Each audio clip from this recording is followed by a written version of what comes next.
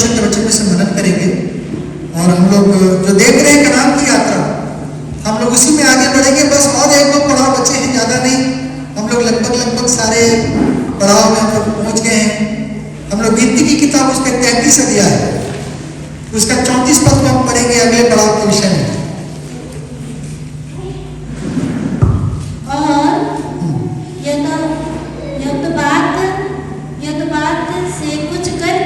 Jotbathah से कूच करके एग्रोना में डेरे खड़े किए। एग्रोना में डेरे खड़े किए। एक और पड़ाव आया कनान देश पहुंचने के पहले, वो था एग्रोना। उसका नाम बाइबल में लिखा है एग्रोना। एग्रोना का अर्थ क्या होता है? पैसेज, एक रास्ता, छोटा सा रास्ता, बहुत चौड़ा नहीं, तंग गली कह सकते हैं, पैसेज बोलने से ना, रोड या वे नहीं है, लेकिन एक थोड़ा सा रास्ता जो है एब्रोना। अर्थात परमेश्वर क्या कर सकता है? हमारे लिए रास्ता निकालने वाला परमेश्वर। हम लोग विभिन्न प्रकार के परिस्थिति में चलेंगे जीवन की यात्रा में। कभी धूप होगा, कभी छाव होगा, कभी कष्ट होगा, कभी संघर्ष होगा, कभी खुशी होगा, कभी गम होगा, आंसू बह जाएगा, कभी बहुतायत है तो कभी अभाव रहेगा। अलग अलग प्रकार के हम अनुभवों से संसार में गुजरेंगे। कई प्रियजनों को हम खो जाएंगे, कई नए सदस्य जीवन में जुड़ जाएंगे। अलग अलग प्रकार के ऊपर नीचे अनुभवों से प्रभु हमें संसार में लेके चलते हैं। और हमें कोरोना में जब आते हैं, प्रभु का वचन हमें बता रहा है, उसका अर्थ है मार्ग, रास्ता। अर्थात प्रभु हमारे मार्ग बनाने वाले प्रभु हैं। विभिन्न परिस्थितियों में प्रभु ने परिस्थिति को इसलिए नहीं बनाया कि हम उसे डर जाए, उसे हार जाए। प्रभु ने उन परिस्थितियों को जय पाने के लिए बनाया। प्रभु ने गोलियत को इसलिए नहीं बनाया और दाऊद के सामने इसलिए नहीं लाया कि दाऊद उसे डर जाए। उस पर जय पाने के लिए प्रभु ने गोलियत को भेजा था। हमारे जीवन में भी नाना प्रकार के विरोध आएंगे, संघर्ष आएंगे, इसलिए नहीं कि हम उसमें दबे, इसलिए कि हम उसे जय को प्राप्त कर सके। हालेलुया। अगर उसी गिनती का हम पढ़ेंगे 13 अध्याय, उसका 21 पर, इसलिए गिनती बोल रहा हूं मैं, ये निर्गमन 13 अध्याय 21 पर।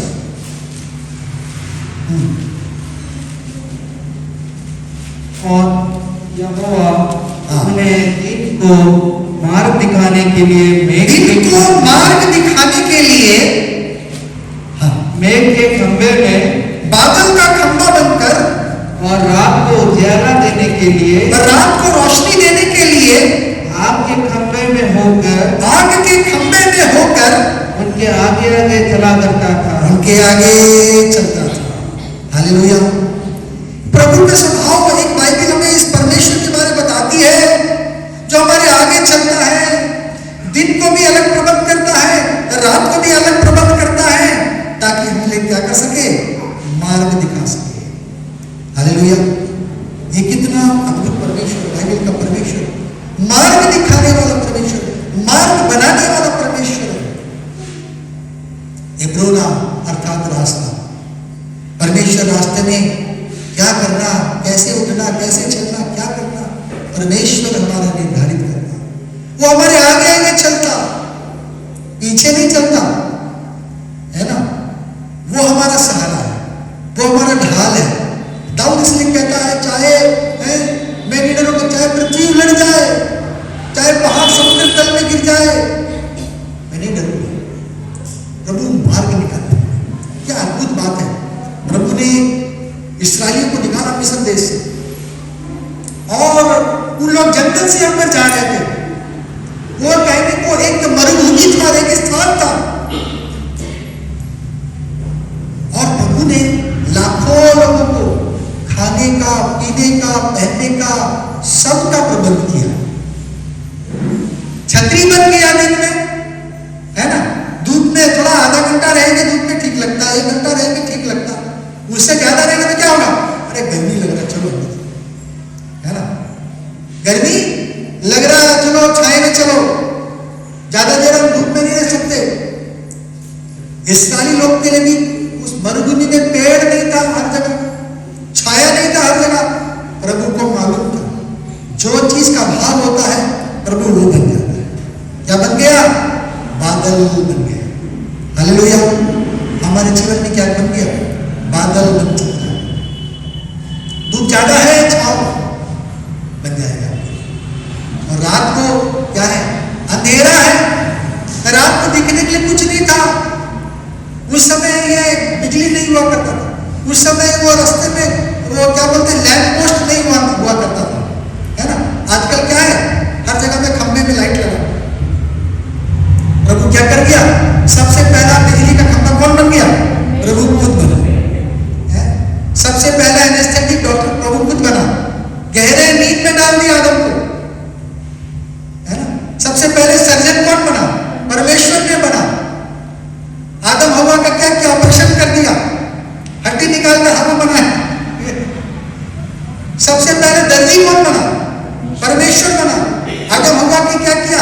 वो चमड़े का वस्त्र बना के दिया। अब हम उसमें नहीं जाएंगे, लेकिन प्रभु बहुत सारा चीज आपको पहले से कर करके दिया, है ना। और हम देखते कि प्रभु क्या करने वाला है? मार्ग दिखाने वाला परमेश्वर है, मार्ग बनाने वाला परमेश्वर है। रात में रोशनी देने के लिए वो क्या बन गया? आग से उजाला दे रहे थे परमेश्वर, क्योंकि पूरे समय में भी वो क्या कर सकेंगे? खाना पकाना है, रात का खाना खाना है, थोड़ा चैन से बैठना है। वो कहा अंधेरे में कुछ दिखाई देगा नहीं। परमेश्वर ने क्या किया? उजाला देने के लिए आग का टुकड़ा बनाया। अगर उसी का 23 अध्याय उसका 20 पद को हम पढ़ेंगे, 23 अध्याय 20 पद, निर्गमन। मैं एक दूत तेरे आगे आगे भेजता हूँ।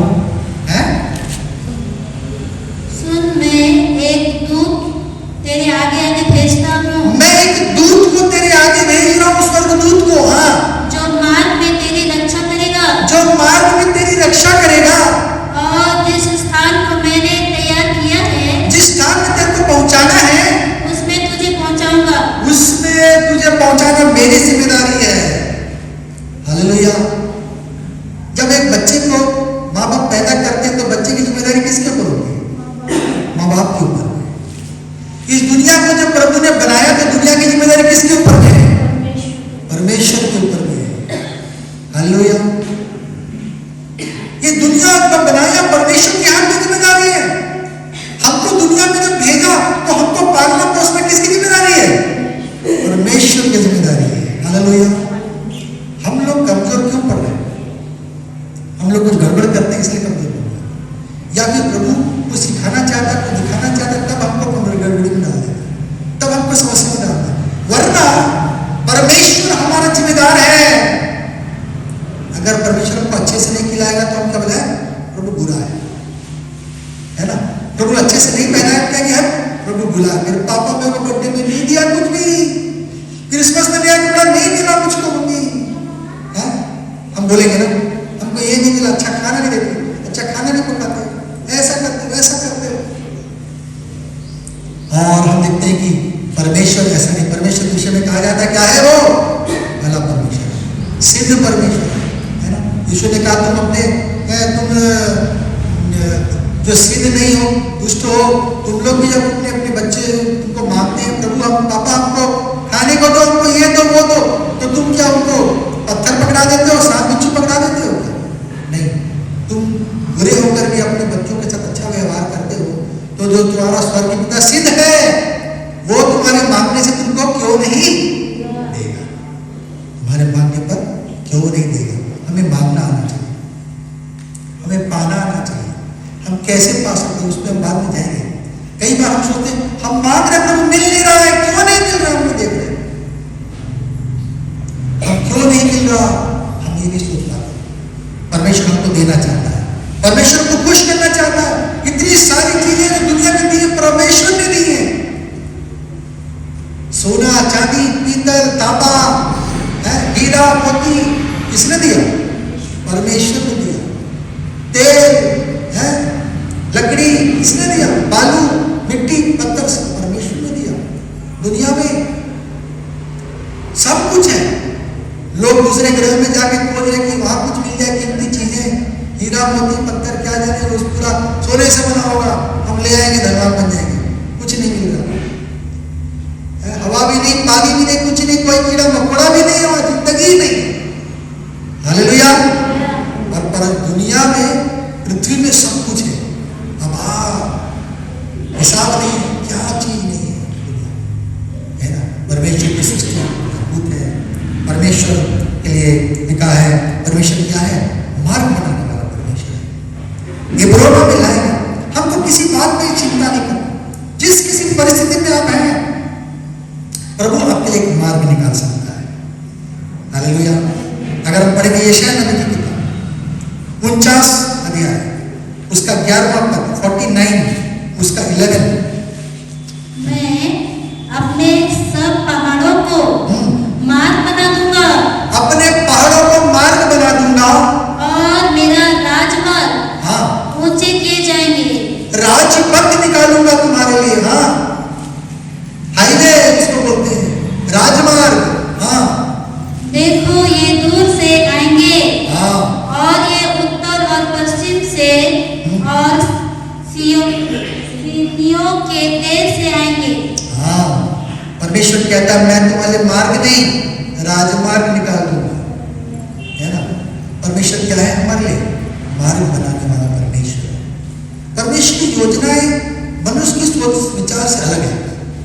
हम दूसरे किस्म से सोचते हैं, है ना, लेकिन परमेश्वर दूसरे किस्म से सोचता है।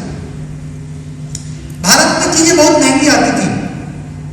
चाइना के दिमाग में एक नया आइडिया है, उसने चीजों का कीमत क्या कर दिया?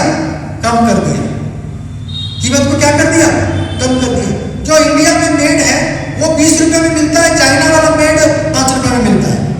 अभी आप 20 रुपए खर्चा करोगे, अब बोलोगे 5 रुपए में मिल रहा है, 15 रुपए बच रहा है, क्या दरकार है? वही चीजें लगभग 19-20 वही चीजें, 5 रुपए वाला ले लो, काम चला। हम क्या कर रहे हैं? 5 रुपए वाला ले लेते हैं और उनकी बिक्री बढ़ जाती है। अरबों की बिजनेस हो रही है इंडियन लोगों से, है ना। इंडिया भी चाइना में कुछ चीजें भेजता है पर उतना नहीं बेच पाता, लेकिन चाइना वाले लोग इंडिया में करोड़ों रुपए का बिजनेस करते हैं, अरबों रुपए का बिजनेस करते हैं, है ना। लगभग 3 बिलियन का कितना, मैं गलत नहीं बोल रहा हूँ, मुझे नहीं मालूम।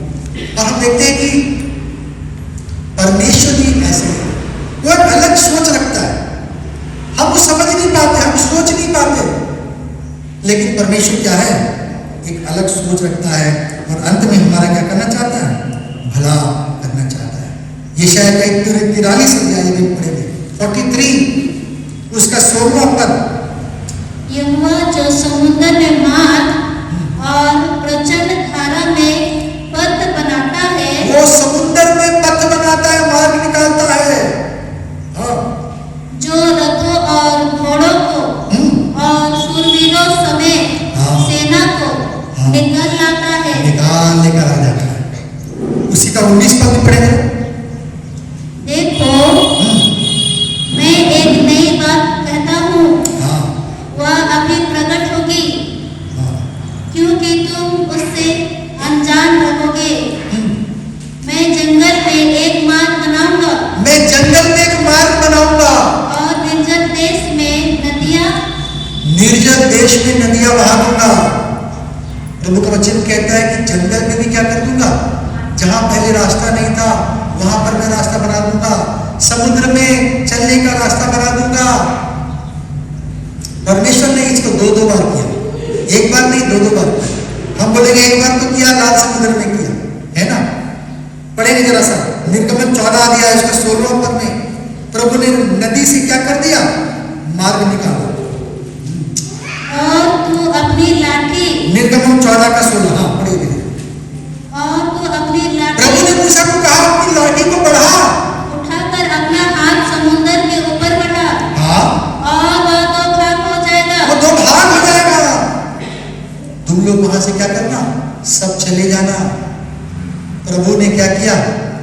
मार्ग निकाला, है ना।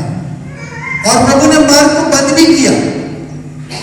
15 अध्याय का 16वां पद यदि हम पढ़ेंगे, 19 पद, सॉरी 15 का 19 पद यदि पढ़ेंगे, हाँ, यहाँ गीत गाने का कारण यह है हाँ, कि फिरौन के घोड़े रथों और सवारों समेत समुद्र के बीच में चले गए, हाँ, और यहोवा उनके ऊपर समुद्र का जल लौटा ले आया। समुद्र का जल उन पर लौटा ले आया, परंतु इस्राएली समुद्र के बीच स्थल पर होकर चले परंतु गए। इस्राएल लोग पार हो गए हैं। विश्वासी लोग हैं, प्रभु के डर गए पाले लोग हैं, उनके लिए समुद्र से भी रास्ता बनेगा, वो बड़ी आसानी से निकल जाएंगे। दूसरे जो देखेंगे वो बोलेंगे अरे ये निकल गए, हम भी निकल जाएंगे, वो भी वही कॉपी करने का कोशिश करेंगे, लेकिन फेल हो जाएंगे। हालेलुया। वो चलेंगे जब उस रास्ते में, प्रभु क्या करेगा, वापस दरवाजे को बंद करेगा। प्रभु दरवाजा खोलता भी है, दरवाजा बंद नहीं करता, रास्ता बनाता है, रास्ता खोल भी देता है। जो चुने हुए हैं, जो उसकी इच्छा में, उसके लिए वो रास्ता बनाता है, दूसरे के लिए रास्ता बंद कर देता है। नूह ने जहाज बनाया, किसके लिए था, बोला तू और उसके तेरे घराने प्रवेश करना।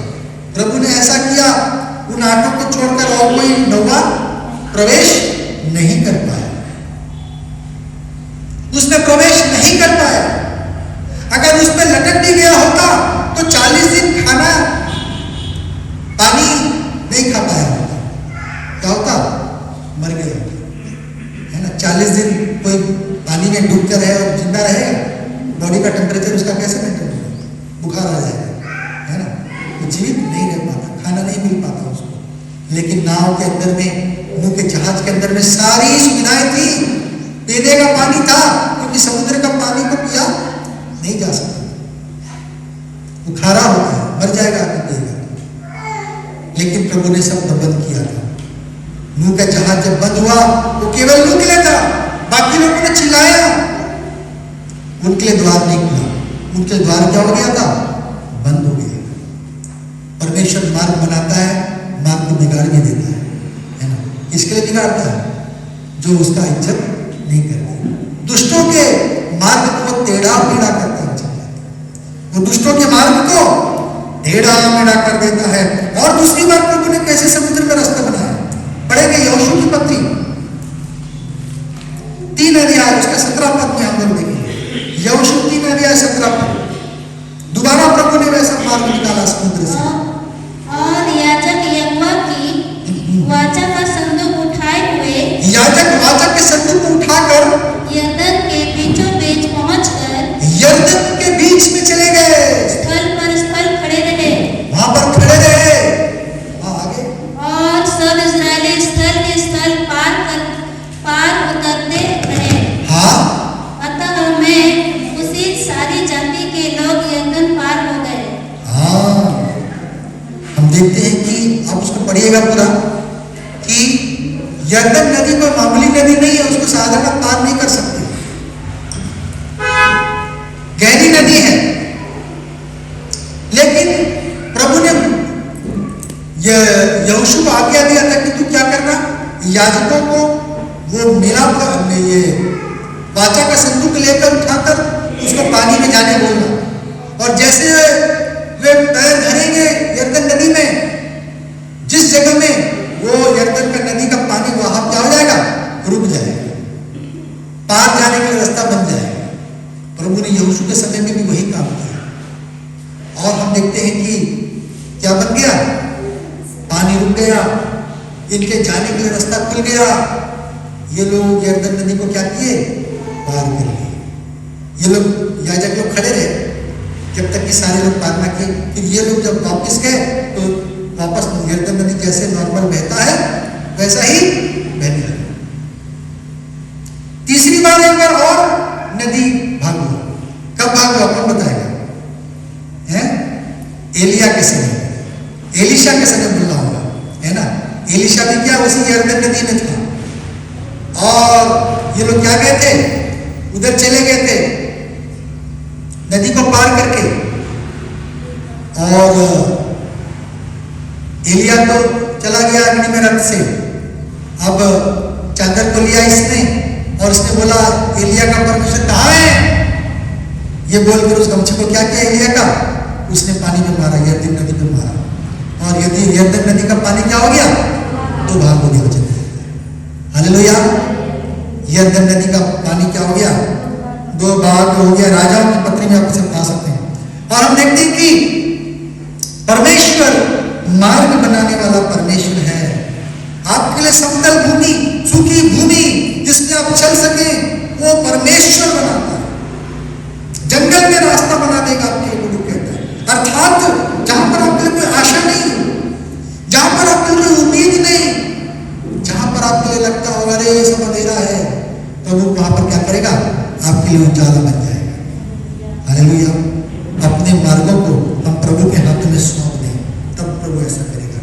अगर हमारे मार्ग प्रभु के मार्ग समान है, एक है, तो प्रभु ऐसा करेगा। हमारे मार्ग अगर दुष्टता के हैं, प्रभु उसका विरोध करेगा। प्रभु क्या करेगा, उसका विरोध करेगा। अगर हम पढ़ेंगे नीति वचन की किताब 15 अध्याय उसका 19वां पद, आलसी का मार्ग कांटों से आलसी का मार्ग कांटों से बना हुआ है, परंतु सीधे लोगों का मार्ग राजमार्ग ठहरता है। सीधे लोगों का मार्ग राजमार्ग ठहरता है, राजमार्ग बन जाता है। सीधे लोगों के लिए रास्ता बना देता है प्रभु, एक चौड़ा रास्ता बना देता है प्रभु, हाईवे बना देता है प्रभु सीधे लोगों के लिए, सच्चे लोगों के लिए। परमेश्वर क्या करता है, उपाय करने वाला परमेश्वर है।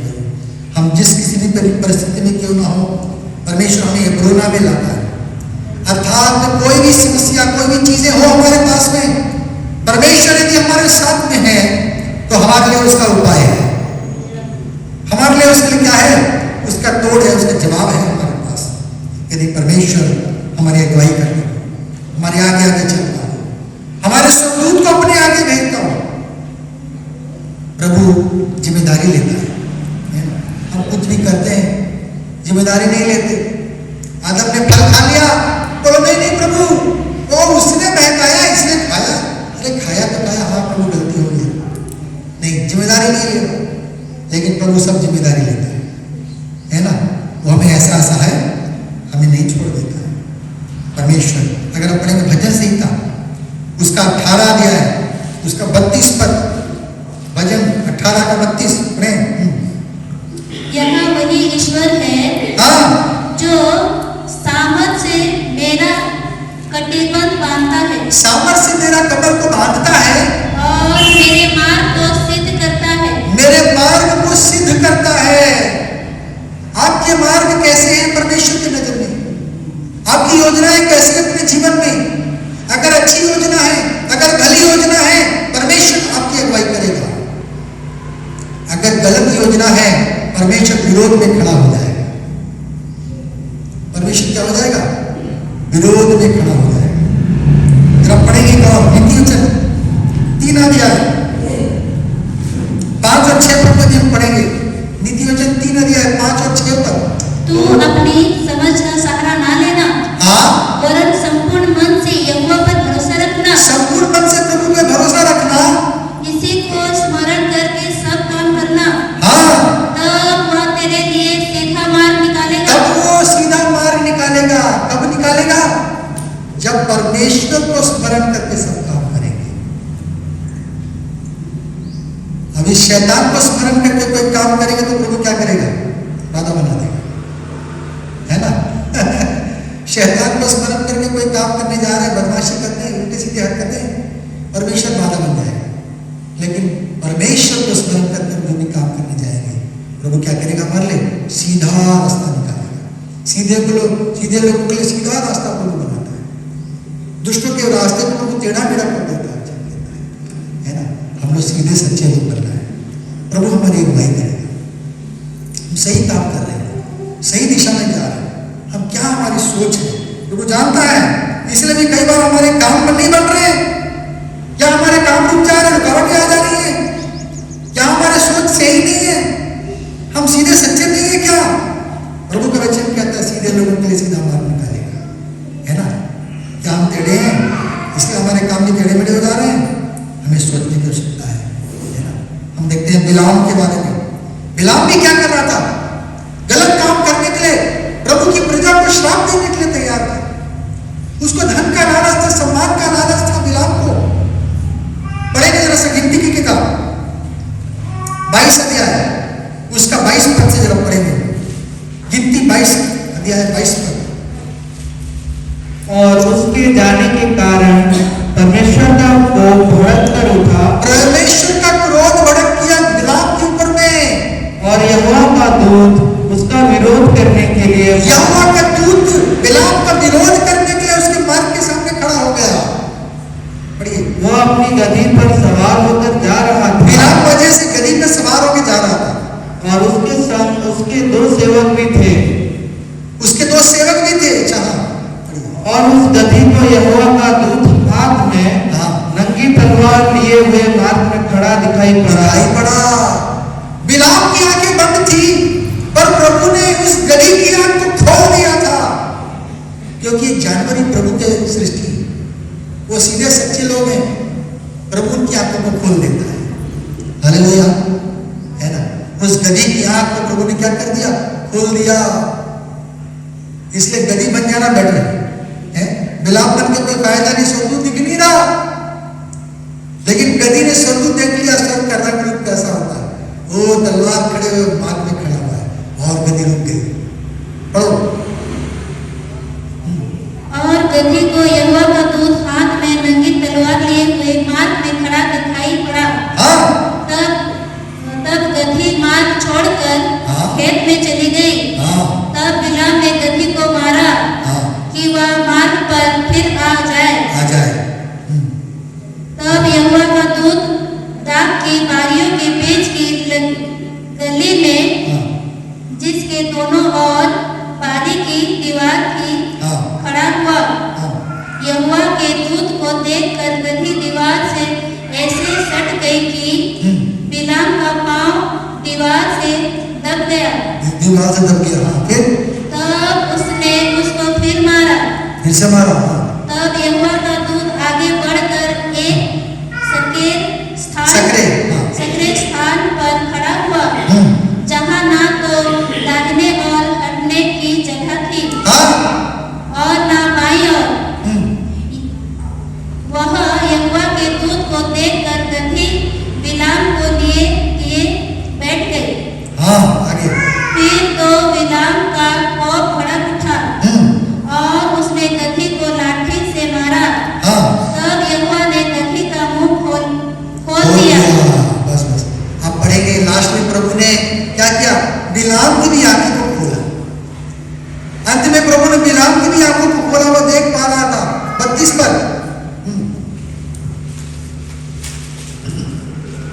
गिनती 22 का 32।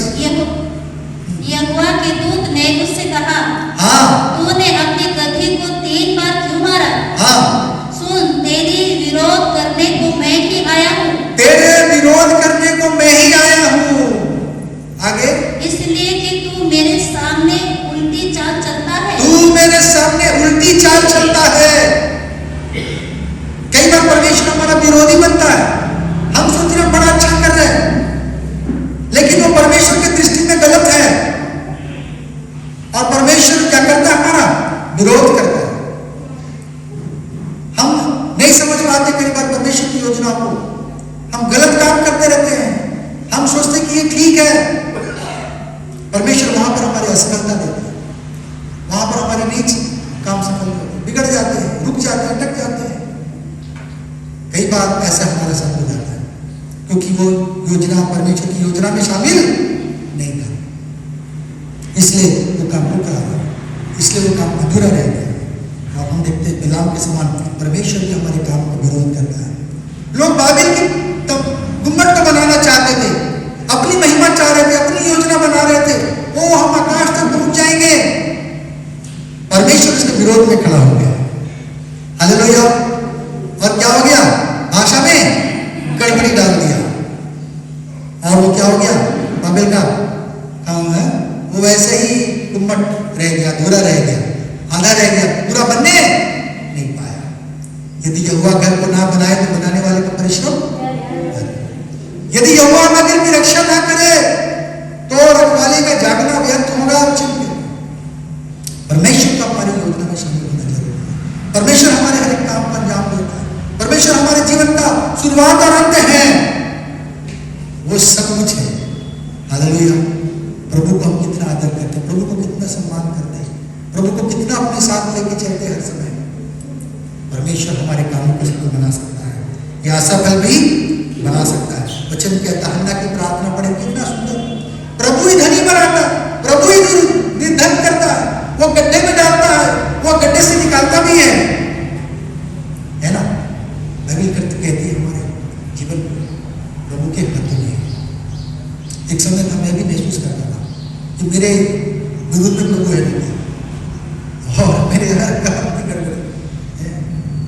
रिसेंटली हो गया, मेरे एग्जाम आ रहे हैं, फिर भी स्टिल क्या बोलते हैं उसे, बगल में क्या कहते हैं उसे, ORS का घोल लेकर मैं जा रहा हूँ, मेरी गाड़ी पंचर, खेल के पसीना निकल के पलट गया।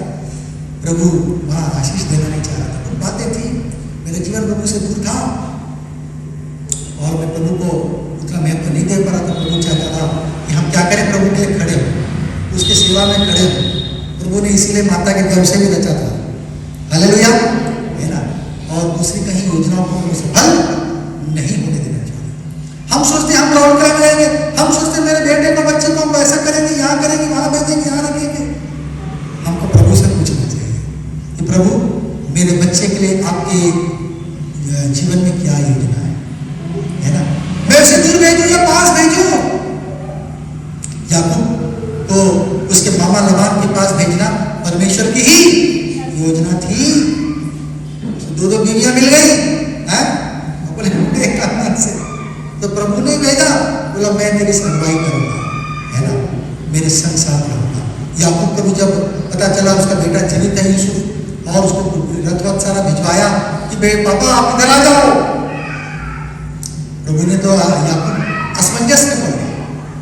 उसने सोचा प्रभु तो कनान देश में लाके अब्राहम को दर्शन दिया, फिर कनान से मिस्र में क्यों ले जाएगा? और वो दुविधा में पड़ गया। वो जाना नहीं चाहता था, बेटे से मिलना चाहता था, पर कनान छोड़ना नहीं चाहता था। पर प्रभु ने बोला कि नहीं, वहां पर भी मेरे क्या है, तेरे लिए एक योजना है, वहां पर भी मैं तुझे बढ़ाऊंगा और तुमको वापस भी लेकर आऊंगा। पर अभी तू क्या कर, अपने बेटे के पास तू चला जा, मैं तेरे साथ साथ रहूंगा, तुझको वापस भी लेकर आऊंगा, है ना। यूसुफ ने भी मरने के पहले बोल दिया था, मेरी हड्डियों को भी मिस्र देश में मत छोड़ना। प्रभु ने उसे सिखाया, हमारी हड्डियां में मिस्र देश अर्थात है संसार, ये पाप में संसार, यहाँ पर हमारी हड्डियां भी नहीं रहने वाली। बाइबल बताती है प्रभु हमें रूपांतरित कर देगा, पूरा हड्डियों के साथ हमको स्वर्ग मिल जाएगा। प्रभु ने इसलिए पुराने समय में गुदवाने के लिए भी मना किया, बोला शरीर में नहीं गुदवाना। लोग बनाते हैं फैशन, वो गुदवा रहे 1000 रुपए देते, हम मसीह लोग को नहीं गुदवाना है, क्योंकि प्रभु इसी शरीर को रूपांतरित करके स्वर्ग में लेके जाएगा। वचन कहता है कि यीशु का भी जो दाग है, घाव है, घोड़े खाने के और कांटे के जो भी थे, वो अभी भी उसके आत्मिक देह में क्या है, मौजूद।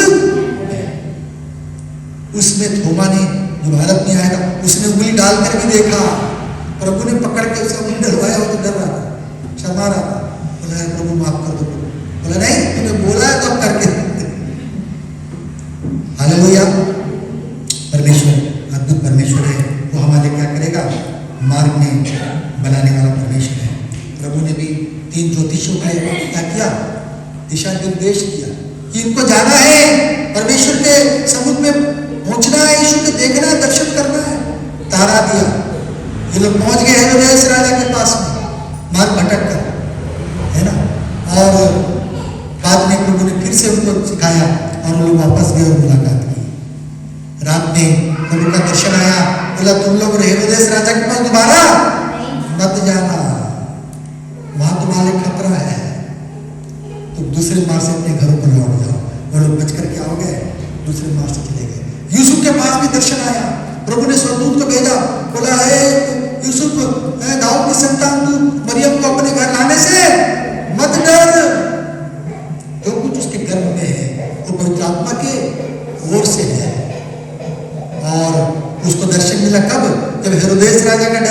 दोबारा दर्शन आया, बोला कि तू क्या कर, इसको मिस्र चले, क्योंकि हेरोदेस क्या करना चाह रहा है, इसको मरवाना, बालक को चाह रहा है। अगर आप पढ़ेंगे प्रेरितों के कार्य में जरा आएंगे, प्रभु कैसे मार निकाल समुद्र से 12 अध्याय 4-5, उसका 4 और 5 का ज्यादा नहीं बोलूंगा, मैं थोड़ा बहुत बोलूंगा। प्रेरित उसका 12 अध्याय उसका 4 और 5।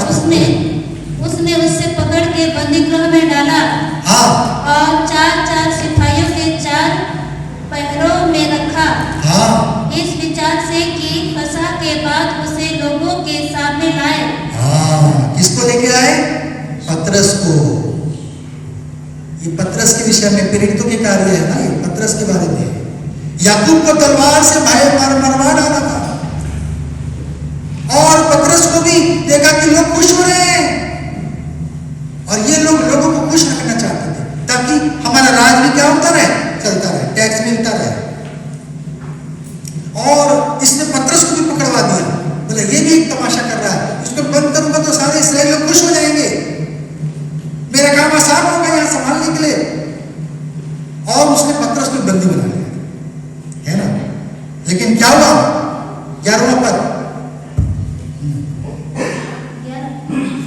तब पतरस ने सचेत होकर कहा, तब पतरस को समझ में आया, हाँ, अब मैंने सच जान लिया है कि हाँ, प्रभु ने अपना स्वर्गदूत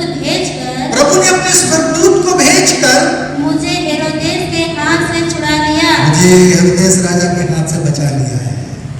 हेरोदेस राजा का योजना परमेश्वर की योजना के साथ मैचिंग नहीं हो रहा था। वो पतरस को मरवाना चाहता था, और परमेश्वर पतरस को जिंदा रखना चाहता था। परमेश्वर ने हेरोदेस के प्लानिंग को क्या कर दिया? फेल कर दिया। हालेलुया। उसकी कहानी तो लोग जानते हैं ना, किस प्रकार से सो रहा था रात में पतरस, और स्वर्गदूत आकर उसको जगाया, बोला उठ और मेरे पीछे बोले। पतरस को लगा मैं सपना देख रहा हूं, लेकिन फिर भी वो चला गया उसके पीछे पीछे। वो दरवाजे खुल गए, बोले कुंडियां खुल गई। प्रभु के पास सब कुछ शक्तियां हैं। फिर बाद में बंद भी हो गई, पता नहीं। और पतरस अपने आप को देखा है, वो चौराहे पे खड़ा है, स्वर्गदूत गायब हो गया। बोला है मैं सपना देख रहा हूँ, तो उसको होश आया। बोले रे अब समझ में आ गया कि प्रभु ने क्या किया है, अपने स्वर्गदूत को भेज के मुझको हेरोदेस के चुंगल से छुड़ा लिया है। हालेलुया। हेरोदेस के उस जेल से बचा लिया है। और पतरस क्या हो गया? चला गया। वह मंडली प्रार्थना कर रही थी, वो दासी देखी, उसको विश्वास नहीं हुआ, वो दरवाजा खोलने के बदले उल्टा भाग गई। सबको बताने लगे अरे पतरस खड़ा है। बोला ऐसे कैसे हो सकता है, पतरस का स्वर्गदूत होगा। कि जब लोग आके देखे, खोले तो पाया अरे सच में पतरस है। पतरस ने अपनी गवाही दिया, बोला कि प्रभु ने मुझको ऐसे ऐसे करके क्या किया है, छुड़ा लिया है। और इस प्रकार से एक बहुत बड़ी गवाही उनकी बन गई। हालेलुया। परमेश्वर हमारे मार्ग निकालने वाला परमेश्वर है। हम परमेश्वर की योजनाओं में चले, परमेश्वर हमारे जीवन को सफल कर देगा, वरना चीजें हमारे लिए कठिन हो जाएंगी। क्या हमारे लिए चीज कठिन है, आसान? हम प्रभु के साथ रखेंगे, हमारी चीजें क्या हो जाएंगी, आसान बन जाएंगी। हालेलुया। अगर हम पढ़ेंगे यशायाह नबी उसका 30 अध्याय उसका 21 पद, यशायाह 30 अध्याय उसका 21 पद। जब कभी हाँ, तुम दाहिने या बाएं ओर मुड़ने लगो, तब तुम्हारे पीछे से यह वचन तुम्हारे कानों में पड़ेगा, हाँ, मार्ग यही है, मार्ग यही है, इसी पर चलो, इस पर चलो। प्रभु ने हमारे मार्ग बनाकर, इस पर चलो। यीशु ने कहा मैं सत्य मार्ग और जीवन हूं, मुझ पर चलो, मेरे पीछे चलो। हालेलुया। हम यीशु के पीछे हम चले, परमेश्वर हमारे लिए क्या करेगा, रास्ता निकालेगा। कितनी सारी बातें बिगाड़ रही थी लोगों के विरोध में। जब इज़राइल देख के प्रभु का मंदिर बनाना चाहते थे, कितनी विरोध की बातें आती रही, लेकिन प्रभु की इच्छा थी कि यह मंदिर बने, यह शहर बने। प्रभु ने सहायता किया और उन्होंने क्या किया, बनाकर खड़ा कर दिया यरूशलेम की शहर। जब दानियल बेबीलोन में था, बाबुल में था, एक बार उनको क्या कर दिया, सपने का अर्थ बताओ तो मार डालेंगे। प्रभु ने के पास प्रभु ने प्रार्थना किया दानियल ने, भी क्या किया? समझा दिया। आग के इसमें डाल दिया गया। वहां पर प्रभु ने क्या किया? उनके लिए रास्ता बनाया। सिंहों के मार्ग में डाल दिया दनियल को। वहां पर प्रभु ने उसे रक्षा किया। परमेश्वर अपने दासों के लिए क्या करता है? अलग प्रकार की योजना बनाता है। ऐसे बोला जाता है, बाइबल में वर्णन नहीं, इतिहास में वर्णन है कि यूहन्ना जो सुसमाचार लिखने वाला यूहन्ना, जिसने पहला यूहन्ना, दूसरा यूहन्ना, तीसरा यूहन्ना और प्रकाशित वाक्यों को लिखा, यूहन्ना प्रेरित कहते करते, वो भी उसको खोलते हुए तेल में डाल दिया गया था पहले, लेकिन प्रभु ने वहां से उसको बचा लिया, वो मरने नहीं दिया उसको। उस खोलते तेल में भी प्रभु ने अद्भुत रीति से उसको बचाया। अभी तेरे जीवन से कुछ योजना क्या है बाकी है, तो उसको मजबूर होकर ये लोग क्या किए थे? पतमुस टापू में रख दिए थे। वहां पर प्रभु ने क्या किया? उनको प्रकाशित होकर लिखने के लिए अवसर उसको दिया। हालेलुया। परमेश्वर हमारे लिए मार्ग निकालने वाला परमेश्वर है। हम उसके निकट आए, परमेश्वर हमारे लिए क्या करेगा? अंधों के लिए भी मार्ग निकालेगा बोलता। यशायाह का 42 अध्याय यदि हम पढ़ेंगे 16 पर, यशायाह 42 अध्याय 16 पर जल्दी देखिए। मैं अंधों को एक मार्ग से ले जाऊंगा, मैं अंधों को भी मार्ग से ले जाऊंगा जिसे वे नहीं जानते, जिसे वे नहीं जानते, और उनको ऐसे पथों में चलाऊंगा। हाँ, मैं अंधों के लिए भी क्या कर दूंगा? ओ, इतना भी तुम बेवकूफ नहीं रहोगे ना। अंधों का मतलब नहीं कि सच में हम अंधे हो, अर्थात हमको कुछ समझ नहीं हो, हमारा ज्यादा दिमाग नहीं हो, हम शिक्षित ना हो, हमारी बुद्धि उतनी ना हो, फिर भी प्रभु ऐसा रास्ता निकालेगा कि इसमें अंधा भी चल सके। हालेलुया। आप नहीं समझ पाएंगे, इतना आसान आपके लिए प्रभु बना देगा सब कुछ। प्रभु आपके लिए सब कुछ आसान बनाना चाहता है। प्रभु हमें कहाँ लाएगा? एक रोना में लाएगा, अर्थात हमारे रास्ता बनाने वाला परमेश्वर है। हम जो भी संघर्ष कर रहे हो, हम जो भी परिस्थिति में क्यों ना हो, प्रभु हमारे लिए क्या करेगा? रास्ता बनाएगा। प्रभु का रास्ता कैसा रास्ता? जल्दी भी देखेंगे, है ना, जरा खोलने के तैयार रखना। प्रभु का रास्ता जो है, प्रभु का वचन बताता है, पढ़ेंगे जरा सा भजन संहिता 16 अध्याय उसका 11वां पद, भजन 16 अध्याय का 11वां पद। तू मुझे जीवन का रास्ता दिखाएगा। प्रभु का मार्ग क्या है? जीवन का मार्ग है। शैतान हमारे जीवन में रहेगा, लोगों को आत्महत्या की प्रेरणा देगा, निराश कर देगा, हताश करेगा, दुनिया जीने का दिल नहीं करेगा, खाना खाने का दिल नहीं करेगा, इस दुनिया हमको जीने लायक नहीं लगेगी। इसकी योजना है शैतान की। परमेश्वर का रास्ता कैसा है? जीवन का रास्ता है। पान पुड़िया दारू हरिया पीने का रास्ता नहीं कि हम अपने जीवन में मौत बुलाएं, तंबाकू खाने का जीवन नहीं कि अपने जीवन को रोगी बना दें। प्रभु का मार्ग क्या है? जीवन का मार्ग है। भजन का 23 अध्याय का 3 पद, प्रभु का मार्ग कैसा है? 23 का 3, वह मेरे जी में जी ले आता है, हाँ, धर्म के मार्ग में वह, धर्म के मार्ग में मेरी अगुवाई करता है। प्रभु का मार्ग कैसा है? धर्म का भाव मार्ग है, धार्मिकता का मार्ग है। 25 अध्याय भजन उसका 10 पद, जो यहोवा की वाचा और चितौनियों को मानते हैं, हाँ, उनके लिए उसके सब मार्ग करुणा और सच्चाई है। उसके मार्ग कैसे हैं? करुणा और सच्चाई से भरपूर होना चाहिए। प्रभु का मार्ग कैसा मार्ग है?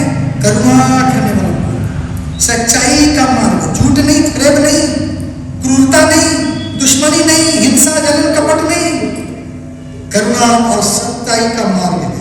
उसी भजन का 119 का 35 लिख दें, उसकी व्यवस्था के चलने वाला मार्ग है ना।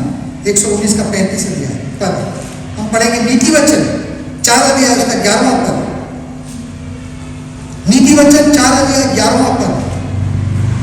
मैंने तुझे बुद्धि का मार्ग बताया है। मैंने तुझे कैसा मार्ग बताया है? बुद्धिमानी का मार्ग बतलाया है, हाँ, और सिधाई के पथ पर चलाया है। और सिधाई का पथ, परमेश्वर का मार्ग कैसा है? बुद्धि से भरा हुआ, मूर्खों के समान नहीं है, और सीधा रास्ता है, सच्चाई का रास्ता है। यहां पर कोई गड़बड़ी नहीं है। हालेलुया।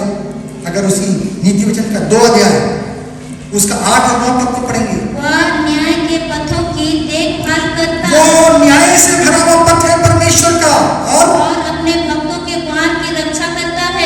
वो अपने प्राणों की क्या करता है, रक्षा करता है। आगे, तब तू धर्म और न्याय और निष्पक्ष को अर्थात सब भली भली चाल को समझ सकेगा। भली चाल को समझ सकेगा। उसकी मार्ग कैसे है, भलाई से परिपूर्ण है।